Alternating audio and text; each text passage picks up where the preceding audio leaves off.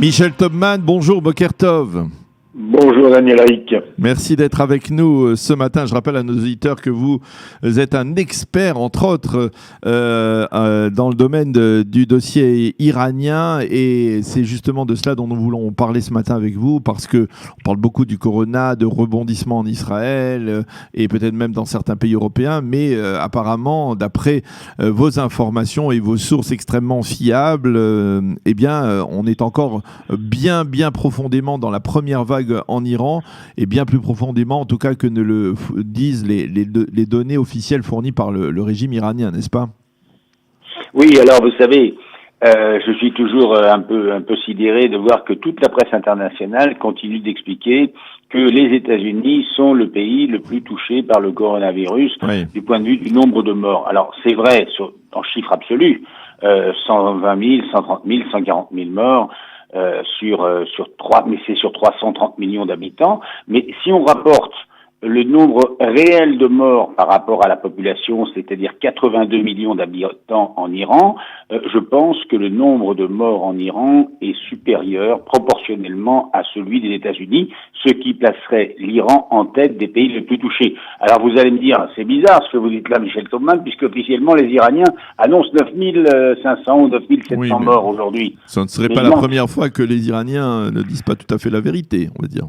Voilà, et le vrai problème, c'est qu'on n'a pas les moyens de vérifier, évidemment, mais on a des informations par des médecins iraniens, par différentes sources iraniennes, et par des observations qui font que l'on peut dire aujourd'hui, on peut affirmer, là je peux l'affirmer sans me tromper, sans avancer de chiffres précis, que le nombre de morts en Iran est de plusieurs dizaines de milliers, 60, 80, peut-être 100 000 morts, ce qui rapportait à une population de 82 millions d'habitants, c'est-à-dire l'équivalent de la population allemande, ça ferait 10 fois plus qu'en Allemagne où il y a 7 ou 8 000 morts. Vous voyez, donc l'Iran est totalement frappé par cette pandémie et les responsables du pays en portent une très lourde responsabilité politique. Alors il y avait des indices qui pouvaient permettre de penser que effectivement l'Iran était durement touché. Il y a quelques semaines, vous allez me dire exactement quand le régime iranien s'est tourné vers la Banque mondiale pour demander une allocation de 5 000... Oui, au mois de mars. Voilà, au mois de mars. C'était dès le début. Donc apparemment déjà l'Iran était déjà durement touché.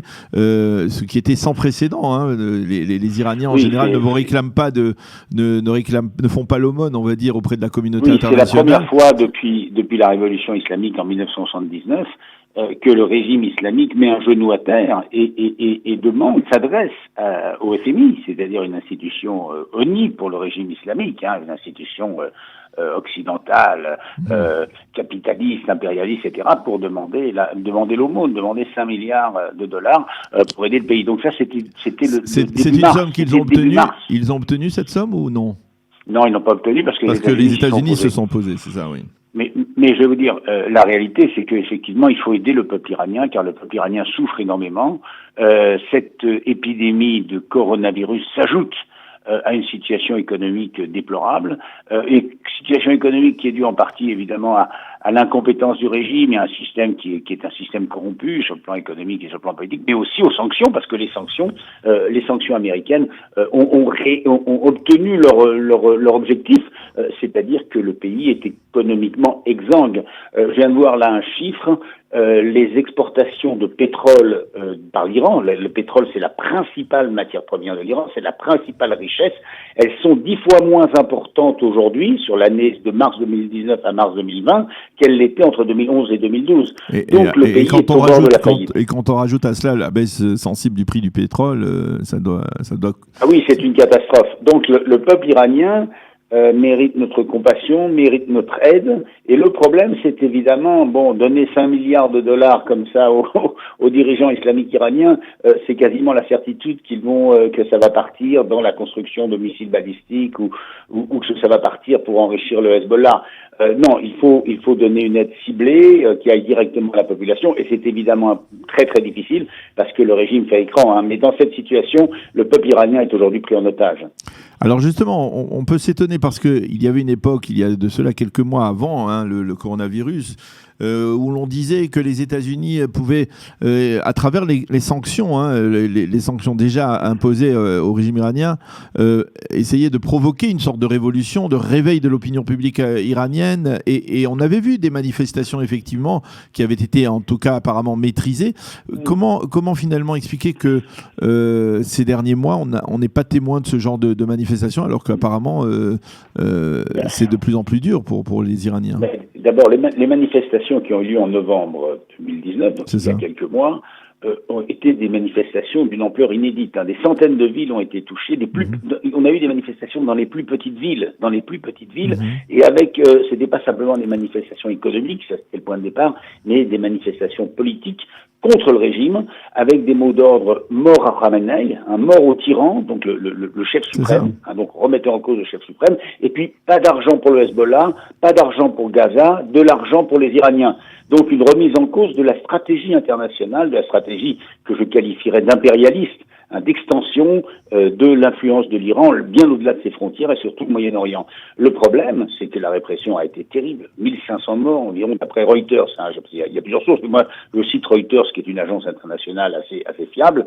Et puis même s'il n'y en a eu que 1000 ou 1200, une répression terrible, des dizaines de milliers de prisonniers politiques. Et vous savez, les Iraniens, ils sont écrasés. Et le coronavirus, ça veut dire quoi? Ça veut dire que ce sont des gens, il y a beaucoup de gens qui sont frappés par la maladie, qui sont affaiblis.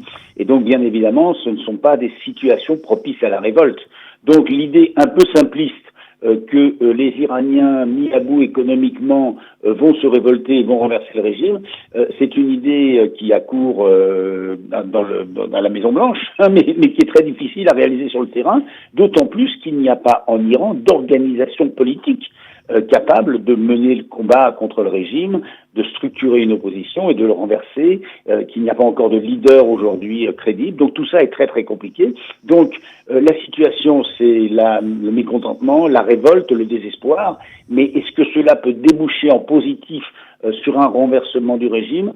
Malheureusement, moi je suis plus négatif, je pense que cela peut déboucher plutôt sur une espèce de chaos et de crise interminable comme on en connaît en Irak, ou en Syrie, c'est-à-dire une décomposition peut-être du régime, mais un régime qui se battra jusqu'au bout et qui utilisera la force contre son peuple.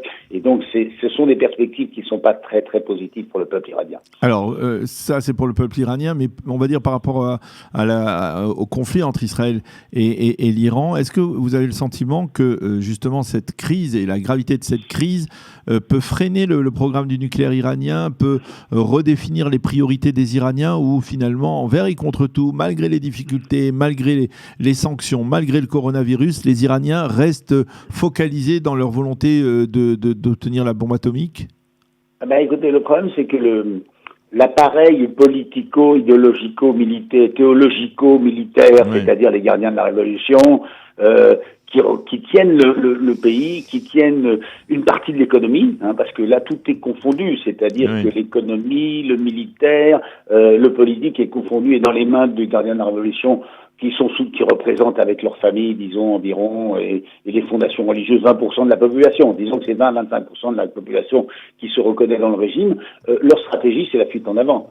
Leur stratégie, je dirais, ce qui les anime et ce qui les fait exister, c'est une stratégie d'expansion territoriale avec cet arc chiite qui s'est constitué depuis quelques années, qui va maintenant de Téhéran jusqu'au Yémen, en passant par Bagdad, en passant par Damas, en passant par Beyrouth. Donc c'est l'arrière, c'est-à-dire le pays, l'économie du pays s'affaiblit, mais l'avant-garde, entre guillemets, militaire, continue sa course en avant. Et dans ce cadre-là, il y a une fuite en avant sur le nucléaire. Alors, ça peut paraître bizarre, parce qu'il devrait y avoir d'autres priorités pour le pays, mais plus ça va mal, plus on court dans la fuite en avant, et on justifie l'existence du régime par cette dimension belliqueuse d'affrontement avec Israël, d'affrontement avec les États-Unis. Donc, ce qui est très particulier et très étonnant, pour un esprit rationnel, je dirais occidental, c'est que plus le pays s'affaiblit, plus l'appareil militaire se renforce. Alors jusqu'où ça tiendra? Ça, c'est pas évident que ça tiendra éternellement, parce que vous savez, pour mener une guerre, il faut quand même avoir des arrières solides, il faut avoir une économie qui fonctionne derrière, il faut pouvoir ravitailler les soldats, tout ça. Mais pour l'instant, c'est la fuite en avant. Alors moi, je dirais que c'est peut-être quand même aujourd'hui le moment de négocier avec l'Iran. C'est-à-dire que c'est aujourd'hui c'est la où vie ils de sont certains. affaiblis. Voilà. Je pense que c'est maintenant qu'il faut négocier, mais il faut tout mettre sur la table. Le nucléaire, les missiles balistiques, l'expansionnisme iranien, c'est-à-dire les bases iraniennes, notamment en Syrie et au Liban, qui menacent Israël, le soutien au Hezbollah. C'est intéressant ce que vous dites. Il faut tout mettre sur la table. C'est intéressant ce que vous dites là, Michel, dans le contexte actuel, parce que dans le livre de Bolton, de John Bolton, qui sort aujourd'hui dans les librairies aux États-Unis, eh bien, il semble, parmi les révélations de John Bolton, il y en a une qui dit que Donald Trump était prêt à négocier avec les Iraniens et que c'est Bolton d'un côté et Netanyahou de l'autre qui l'ont empêché d'envisager la moindre des négociations avec les Iraniens. Ça vous semble plausible, ce genre de révélation ? Oui, tout à fait. Le problème, c'est pas de négocier, c'est de négocier à quel moment et sur quoi. Et sur quoi, oui. Là, vous me parlez de ce qui s'est passé il y a un an. Moi, je pense qu'aujourd'hui, le régime est totalement affaibli, le pays est affaibli, et cette négociation, elle doit s'adresser directement au peuple. C'est-à-dire, il faut mettre sur la table la normalisation des relations diplomatiques avec l'Iran, il faut mettre sur la table la question des droits de l'homme, il faut mettre sur la table un plan Marshall, pas seulement la levée des sanctions, parce que la levée des sanctions, c'est pas ça qui va changer fondamentalement la situation des Iraniens, mais un véritable plan Marshall. Il faut leur demander de donner beaucoup, mais il faut en échange leur donner beaucoup. Vous voyez ce que je veux dire? Alors que le plan l'accord sur le nucléaire d'Obama, il était à minima, c'est-à-dire chacun donnait un petit peu. Il faut donner beaucoup pour exiger beaucoup. Mais ça veut dire que, bien évidemment, ça mettra en contradiction la population avec le régime. C'est-à-dire que si vous proposez aux Iraniens, demain il y a un plan Marshall, demain on va rétablir les relations avec vous, demain il y aura une ambassade des États-Unis à Téhéran où les gens pourront venir se réfugier, etc. Demain on exigera du régime le respect des droits de l'homme. Évidemment que les dirigeants seront contre. Demain on exigera la fin de la belligérance avec Israël, on demandera tout ça. Mais ça donnera à la population un point d'appui, un levier pour se révolter. Et puis, y compris au sein du régime, cela accentuera les contradictions entre les réalistes, les pragmatiques, qui n'ont qu'une envie, c'est quand même de survivre, comme on l'avait vu à la fin de l'Union soviétique. Il y a toujours dans ces régimes, au sommet, des gens plus réalistes que d'autres, des gens plus ouverts au monde, et puis des fanatiques. Mais je pense que c'est peut-être le moment, quand même, d'ouvrir une large négociation, pas seulement sur le nucléaire, mais sur toutes les questions, tout mettre sur la table, et sans illusion. Je pense pas que demain, Ramenei va dire, oh là là, je suis d'accord, on va tout abandonner. Mais au moins, pour offrir une perspective de négociation dont le peuple iranien pourrait s'emparer. Une dernière question, Michel. Il y a quelques jours, on a parlé à nouveau d'Ahmadinejad, Mahmoud Ahmadinejad, qui était le président ultra-conservateur de l'Iran avant Hassan Rouhani. Il est candidat aux élections à la présidentielle qui doivent se tenir l'année prochaine. Vous pensez que c'est réaliste parce qu'il avait été déjà invalidé lors des précédentes élections, c'est possible qu'un homme comme Ahmadinejad puisse revenir sur le devant de la scène aujourd'hui? Ce qui est clair, c'est qu'aujourd'hui, ce sont les extrémistes qui ont la main. Le nouveau Parlement qui a été élu en février est à 90% composé d'extrémistes. Mais extrémistes, c'est comme si on avait en France un Parlement qui irait du Front National, non pas du Front National, des identitaires à la droite de l'UMP. Vous voyez, donc c'est très très très très très à droite. Et donc c'est parmi ces gens-là qu'on trouvera le prochain président. Mais celui qui tient la corde, c'est plutôt Kalibaf, qui vient d'être élu président du Parlement, qui est comme Ahmadinejad, un ancien maire de Téhéran, qui est sur des positions aussi populistes, c'est-à-dire c'est ce qu'on appelle les ultra-conservateurs, mais c'est des populistes, c'est des gens qui disent les dirigeants nous ont menti, les dirigeants se mettent plein les poches, il faut donner de l'argent aux Iraniens, qui prennent le parti du peuple, et le peuple qui souffre beaucoup. Et d'ailleurs, même dans ces manifestations, les manifestations contre le régime, regroupaient aussi des gens de cette tendance-là, c'est-à-dire des gens de ce qu'on appellerait de l'ultra-droite ou des ultra-conservateurs, pas seulement des opposants démocrates. Mais est-ce que Ahmadinejad est l'homme de ça? Je crois pas trop, parce que c'est un homme du passé. Et est-ce que donc deux réponses.